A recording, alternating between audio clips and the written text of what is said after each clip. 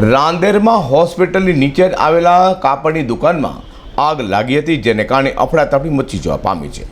આ કાપડની દુકાનમાં આગ લાગતા ધુમાડાના ગોટે ગોટા સર્જાતા હોસ્પિટલ પ્રશાસન ચિંતામાં મુકાયું હતું.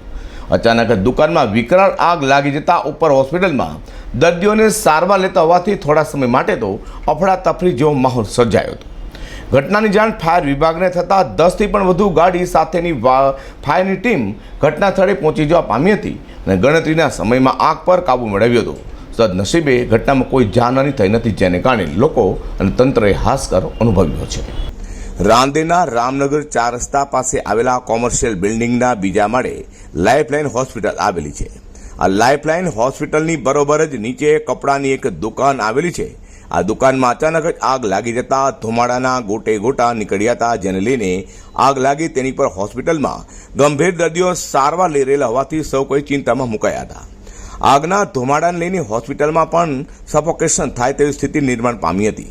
આગ વધુ પ્રસરે અને બીજા માળ સુધી હોસ્પિટલ સુધી પહોંચે નહીં, તેને લઈને હાજર સૌ કોઈએ પણ આગ ઓલવવા કામે લાગ્યા હતા. હોસ્પિટલ નીચે અચાનક જ કાપડની દુકાનમાં મોટી આગ લાગી જતા લોકોમાં ભારે અફડાતફડી મચી જવા પામી હતી. તો રામનગર ખાતે લાઇફલાઇન હોસ્પિટલની નીચે આગ લાગી હોવાનું ફાયર વિભાગને કોલ મળતા તાત્કાલિક ફાયરની ગાડી ઘટનાસ્થળ પર પહોંચી હતી. ફાયર વિભાગની મજૂરા અને અડાજણ ફાયર સ્ટેશનની 10 ગાડી સાથે ટીમ ઘટનાસ્થળે પહોંચી હતી અને તાત્કાલિક પાણીનો મારો ચલાવી ગણતરીના સમયમાં આગ પર કાબુ મેળવી લીધો હતો. આગ વધુ વિકરાળ સ્વરૂપ ધારણ કરે તે પહેલા જ ફાયર વિભાગે આગ પર કાબુ મેળવી લેવાતા સદનસીબે આ ઘટનામાં કોઈ પણ પ્રકારની જાનહાની થઈ નથી.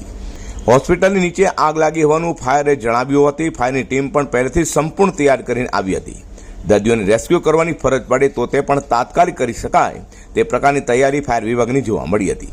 જોકે આવી કોઈ પણ પરિસ્થિતિ નિર્માણ ન પામતા ફાયર વિભાગે રાહતનો શ્વાસ લીધો છે.